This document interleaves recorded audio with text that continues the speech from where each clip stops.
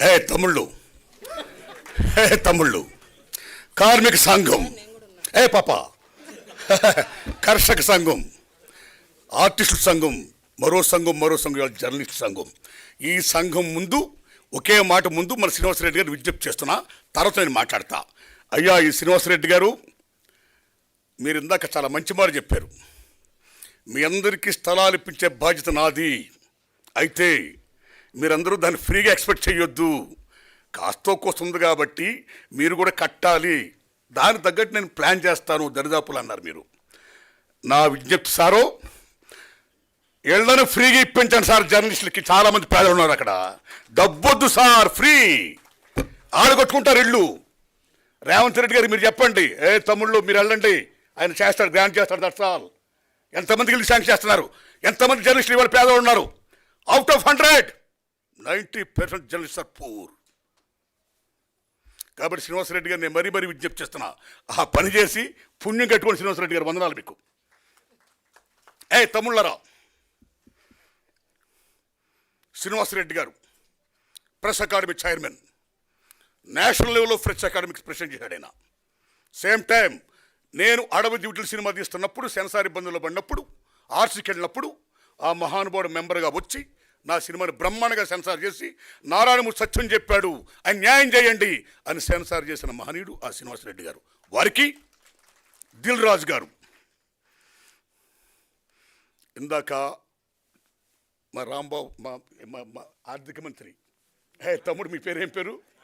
పార్లమెంట్లో నిర్మలా సీతారామన్ ఆర్థిక బడ్జెట్ పెట్టినట్టు ఈ జర్నలిస్ట్ సంఘం అసోసియేషన్ మీటింగ్లో మా సార్ ఆర్థిక మంత్రిగా గొప్పగా బడ్జెట్ పెట్టేశామన్నా. ఎవరిని తెచ్చారు, ఎంత ఇచ్చారు, ఎంతకు వచ్చింది, ఏం చేశారు, ఇంకా ఎవరు ఇచ్చారు, శభాష్ సత్యం ఓ శ్వేతపత్రం ప్రకటించారు. అందులో ముఖ్యంగా నిజంగా మనం గర్వించదగ్గ విషయం ఏంటంటే, ప్రప్రదంగా వాళ్ళు పెట్టినప్పుడు మాకెంత అవుద్దంటే, మెంబర్కి అవుద్దా లేకపోతే మొత్తంకి అవుద్దంటే, మొత్తానికి అవుద్దంటే 17 లక్షలు ఇచ్చి నేను దిల్ రాజుని అని దిల్లున్న రాజు అనిపించుకుంటుంటే, దిల్ రాజు గారికి, తమ్ముడు విరాస్ ఆలీ గారు, ఈయన ఒక కేవలం జర్నలిస్ట్ గారు, రాయడమే కాదు, అనేక ఉద్యమాల్లో, సామాజిక ఉద్యమాల్లో ఆయన పాల్గొనడమే కాదు, మాలాటోడందరూ కూడా తీసుకొచ్చి ఇక్కడ పాల్గొని చేశాడు ఆయన. అలాంటి విరాస్ ఆలీ గారికి, ఈ జర్నలిస్ట్ సంఘం నాయకులు త్రిమూర్తులు రాంబాబు గారికి, రాంబాబు గారు ఒక మంచి మాట చెప్పాడు ఇందాక, ఒక ఫిల్మ్ ఫ్రెటర్నిటీ, మనందరూ బాగా కోరుకోవాలి, అందరం బాగుండాలన్నాడు ఆయన. దానికోసం అందరూ పనిచేయాలన్నాడు సంఘం. ఆ మంచి మాట అన్నందుకు రాంబాబు గారికి, అలాగే మా లక్ష్మణారాయణ అన్న ఈజ్ ఎ డాషింగ్ మ్యాన్. వాళ్ళిద్దరు కృష్ణార్జునులు. ఆ డాషింగ్ మ్యాన్ కాస్త ఫాస్ట్గా వెళ్తుంటాడు ఆయన. ఫాస్ట్గా వెళ్ళడమే కాదు, చెప్పేస్తుంటాడు, ఇదిగో మీ అందరికీ నేను ఇల్లు ఇప్పిస్తాను, ఇంతే నేను మారుతాను చాలు అన్నాడు ఆయన. అలాంటి లక్ష్మణారాయణ గారికి, ఆర్థిక మంత్రి గారికి, ఇక్కడ పెద్దలు ఎందరో మంది మహామహులు ఉన్నారు. ఇక్కడ రెంటాల జయదేవ్ గారు, నారాయణరాజు గారు, వినాయకరావు గారు, తమ్ముళ్ళారా, మీ ఓంప్రకాష్ గారు, మీ అందరికీ, సతీష్ గారు, అందరికీ నమస్కారాలండి. ఇక నేను ఒక విజ్ఞప్తి చేస్తున్నా. పాప, మీకు నేను ఎంతసేపు మాట్లాడచ్చు? ఓకే. ఏది ఏమైనా సరే మీరు నమ్మడం మిత్రులరా, ప్రభుత్వం లేకుండా పత్రికలు ఉంటే చాలునా? ప్రభుత్వం ఉన్నా పత్రిక లేకపోయినా పర్వాలేదంటే గొప్ప మహామేధావి థామస్ జెఫర్సన్ అంటాడు ఆయన. ప్రభుత్వం ఉండొచ్చు, ఉండకపోవచ్చు, కానీ పత్రికలు మాత్రం ఉండాలంటాడు ఆయన. That is the greatness of media. Told by Thomas Jefferson. ఏమి మీడియా, ఏం పవర్ఫుల్ ఇది! అలాంటి మీడియా నెపోలియన్ బోనాపార్టే 1000 తుపాకుల కన్నా మా రాజ్యాన్ని ఒక 4 ప్రశ్నలు సంధిస్తే మేము ఓడిపోయే భయం ఉంది. కాబట్టి నేను తుపాకి కంటే కూడా ప్రెస్కి భయపడతాను, కళానికి భయపడతాను, కాగితానికి భయపడతాను, రచిత మెదస్కు భయపడుతున్నాడు Napoleon బోనాపార్టే. That is the greatness of press, that is the greatness of media, right? ఇలాంటి మీడియాలో ప్రప్రథమంగా భారతదేశంలో 1924లో గుజరాత్లో మౌజ్ మజా అనే గుజరాత్లో ప్రప్రథమంగా సినిమా జర్నలిస్ట్ పేపర్ వచ్చింది, మౌజ్ మజా. బెంగాల్లో బైస్కోప్ అనే మ్యాగజైన్ వచ్చింది. ఢిల్లీలో చిత్రపాత్ అనే మ్యాగజైన్ వచ్చింది. బొంబాయిలో ఫిల్మ్ ఇండియా అనే మ్యాగజైన్ వచ్చింది, బాబురావు పటేల్. ఇలాగెందరో మహానుభావులు భారతదేశంలో సినిమా మ్యాగజైన్ అలాగ మొత్తం చేస్తూ ఉన్న దశలో ముఖ్యంగా మన తెలుగు రాష్ట్రంలో కాశీనాథు నాగేశ్వర పంతులు గారు ఆంధ్రపత్రిక వ్యవస్థాపకులైన ఆయన స్వతహాగా నటుడు కళాకారుడు కాబట్టి ఆ రోజుల్లో ఆంధ్రపత్రిక పెద్ద ఫేమస్ కాబట్టి ముళ్ళపూడి వెంకటరమణ గారు అందులో రచయిత కాబట్టి జర్నలిస్ట్ కాబట్టి మీరు నమ్మండి మిత్రులారా, ప్రప్రథంగా సినిమాల గురించి నాటకాల గురించి ప్రప్రథంగా కాశీనాథ్ నాగేశ్వర పంతులు గారి ఆంధ్రపత్రికలో వచ్చింది. ఆ తర్వాత రఘుపతి వెంకయ్యనాయుడు గారు 3 థియేటర్లు 18 నుంచి ఇంకో 2 థియేటర్లు కట్టడం వల్ల స్టూడియో కట్టడం వల్ల then cinema journalism started in south India, ముఖ్యంగా మద్రాసు కేంద్రంగా. అలాంటి సినిమా జర్నలిజంలో ఎటువంటి మహామహులు ఓ కొడవగంటి కుటుంబరావు గారు, ఓ కొల్ల బ్రహ్మానందరావు గారు, ఓ రెంటాల గోపాలకృష్ణ గారు, ఓ ముళ్ళపూడి వెంకటరమణ గారు, వాసిరాజ్ ప్రకాశం గారు, ఎటువంటి మహనీయులు మోహన్ కుమార్ గారు, శ్రీనివాస్ గారు, ఎలాంటి మహానుభావులు జర్నలిస్టులు ఈవేళ ఎంతోమంది, ఓ ప్రభు, ఓ వినాయక గారు, మీరు ఈ జయదేవ్ గారు, ఇలాంటి ఎంతమంది మహానుభావులు కన్న గడ్డ ఈ తల్లి ఈ అమ్మ.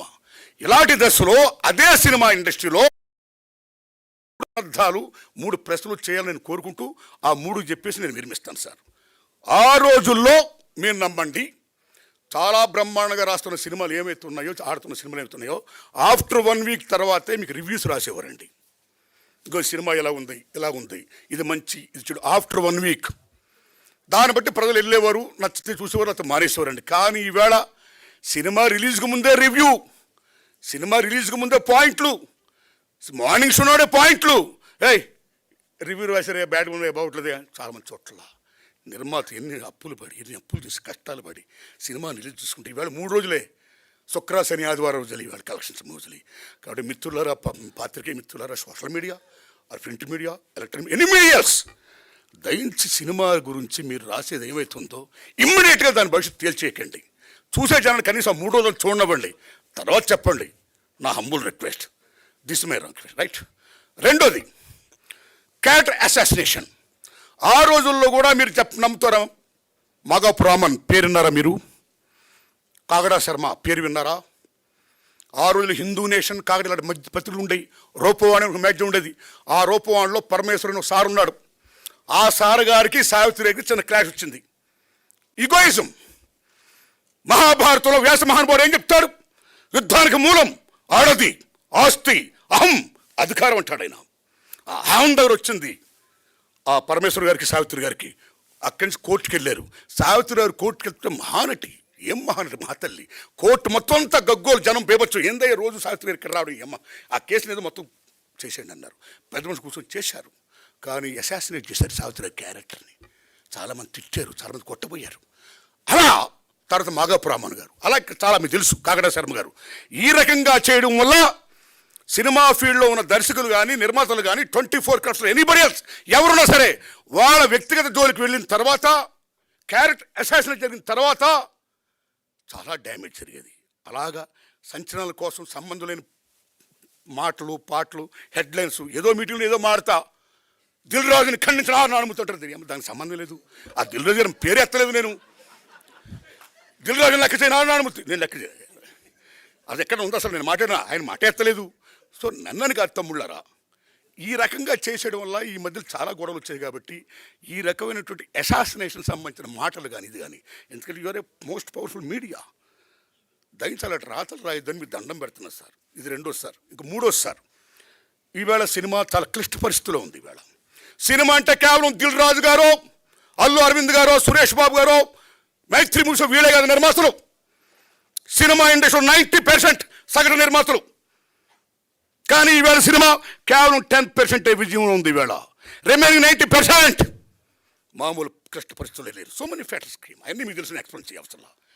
ఇలాంటి దశలో మీ మీడియా వారు చాలా టీవీల్లో కానీ, పేపర్లో కానీ, ముఖ్యంగా టీవీల్లో మాట్లాడితే భారీ సినిమాలు మీరు ప్రొజెక్ట్ చేస్తున్నారు, మాట్లాడితే భారీ తరాగానని మీరు ప్రొజెక్ట్ చేస్తున్నారు, మాట్లాడితే ఏ సినిమాలు ఉన్నాయని మీరు ప్రొజెక్ట్ చేస్తున్నారు. That's not good. దానివల్ల జనానికి ఈవేళ సోషల్ మీడియా రకరకాల so many factors came, so many entertainments came. ఇలా ఐపీఎల్, మరి రేపు పొద్దున్న ఎలక్షన్స్, ఒక యూట్యూబ్ నొక్కితే ఇలా బేభత్సంగా ప్రపంచంతో అందరూ కనపడుతుంది. ఇలాంటి దశ సినిమా అనేది నమో వెంకటేశ, నమో తిరుమలేశ, నమస్తే. అది అమ్మ ఎందుకు చూడాలి వెళ్ళిపోతారు? థియేటర్కి వెళ్ళిపోతే దండం పెట్టుకుని. థియేటర్లు అంటే దేవాలయాలు. సినిమా తీసేవాడు చూసేవాడికి మధ్యన ఉన్నది ఏది? చూపించే దేవాలయం సినిమా. అలాంటి సినిమా ఫీల్డ్లో ఈవేళ, అలాంటి స్వర్ణయుగ ఫీల్డ్లో, అలాంటి దేవాలయం ఈవేళ ఎన్ని మూతపడిపోతున్నాయి. బికాస్ ఆడియన్స్ లేకపోవడం వల్ల, పోటీ పెరిగిపోవడం వల్ల, సో మెనీ ఫెట్స్ రావడం వల్ల భారతదేశంలో వినోదం సగటు మనిషికి కేవలం సినిమా సినిమా సినిమా. కానీ వాళ్ళు కేవలం సినిమాగా చాలా ఉన్నాయి. అలాంటి సినిమాని కాపాడుకోవాలంటే కేవలం ఆ నలుగురు, ఐదుగురు వాళ్ళే కాదు సినిమాలో, వాళ్ళ గురించే కాదు మీడియాలో, వాళ్ళ గురించి చెప్పడమే కాదు మీడియాలో, సగటు సినిమా గురించి చెప్పండి. ఇదిగో ఈ సినిమా గురించి చెప్పండి జనానికి. వాళ్ళకు కూడా తెలియనివ్వండి మాకు ఈ సినిమా ఉంది చూడాలని అని మిమ్మల్ని హంబుల్ రిక్వెస్ట్ చేస్తున్నాం. థ్యాంక్స్ ఎలా తమ్ముళ్ళారా. ఇక రాంబాబు గారు, లక్ష్మణ, తమ్ముడు ఆర్థిక మంత్రి, నేను మనస్ఫూర్తి చెప్తున్నా తమ్ముళ్ళరా, రేవంత్ చేస్తారు. శ్రీనివాసరెడ్డి గారు ఫ్రీగా మాత్రం ఇప్పించి పుణ్యం కట్టుకోండి. నమస్కారం.